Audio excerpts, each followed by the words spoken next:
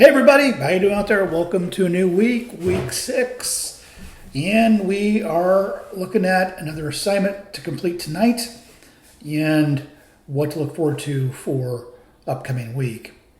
So here we are, we're going to cruise down. You are wrapping up marketing ethics right now. Always tends to be an inspirational assignment for me to view because it taps into what your team finds ethical or unethical. And how you're going to bring that to surface. And so it should be interesting how you tell me why it's unethical. Make sure it's not illegal because illegal means unethical. And then how you're going to solve it. Now, moving into week 6, you've got 2 really cool discussion questions. Elevate's going to talk about marketing KPIs, key performance indicators. This is a part of marketing that many people overlook, but it's so critical to know that your marketing efforts are paying off. And the other discussion question is Michelle Bali is going to talk about a unique selling proposition. I'm going to tell you this is one area that many business owners overlook. What is your competitive advantage? What is your USP, as we call it in the biz? What is your value proposition? What separates you from every other coffee shop out there? What separates you from every other barber shop out there? What separates you from every other soda out there if you're trying to break into the soda market? Too often we downplay the USP, and that's a shame. It needs to be articulated clearly and with passion so people know what's separating you and why they're going to drive past like businesses on their way to yours that there can be more convenient travel time too, but they believe in you so much. I'm pretty passionate about USP because when you're being interviewed for a job, you should know your USP, and you should know your USP if you own a business. The assignment for the week is consumer behavior. So consumer behavior, these are the objectives of this assignment, is to analyze the factors influencing consumer behavior and understand the decision-making process. So first, as a team, you're going to select a product or service category.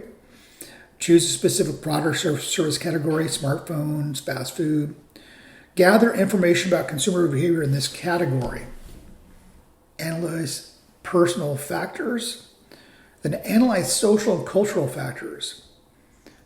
And then evaluate the decision-making process for that product or service. And what you're going to bake into it is a case study. Select a company or brand within your chosen category. So if you choose sneakers, it's Nike.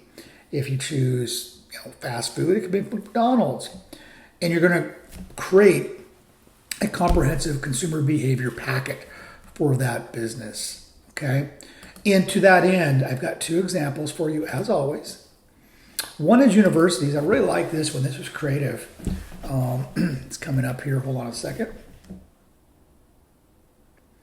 Ding, ding, ding, ding. Okay, so this was about consumer behavior factors consumer considering when choosing a college. So remember, in the very front of that assignment, you're just going to choose a product or service. What they chose was a college. Affordable, location, programs, and then consumer behavior factors consumers consider when choosing a college. Scholarships and financial aid. So this is really good information. Then factors consumers consider when choosing a college. Personal values and culture. If you go to George Fox, much different than Portland State, much different to University of Portland and Lewis and Clark. And then the psychological factors. People go to college for many different reasons. They can attend straight out of high school or they're working professionals. Personal factors, really good work here. And then they chose Portland State as the company they're going to drill down on. Social media highlights, PSU strategies, decision-making process, key factors. So what they're doing is taking that early work of somebody just wanting to go to college and how does it apply to Portland State? How is Portland State bringing that into existence? This is extraordinary. This is a good assignment. To that end, what I'm going to do, the other one I posted is not as clear. So I'm going to go into settings and I'm going to get rid of it because I think the universities one does the best dashboard view for you. I don't want the other one to confuse all the work. So just look at the university's example, and that'll get you to where you want to be for this assignment, okay? And then working into next week, we're going to get into KPI examples, and you're going to actually develop and analyze KPIs. This is the 1 week where I have students go, oh, that was uncomfortable. And it's not easy to do. I give a lot of grace when grading this assignment, but you need to get your hands into it. I would do some forecasting ahead for this assignment because it's pretty hard. And then we get into client lifetime value. But let's stay first here on consumer behavior study.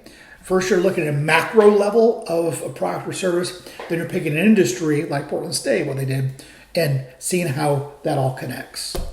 Excellent. If you need help, reach out. If not, I'll talk to you next week in next week's video. Take care.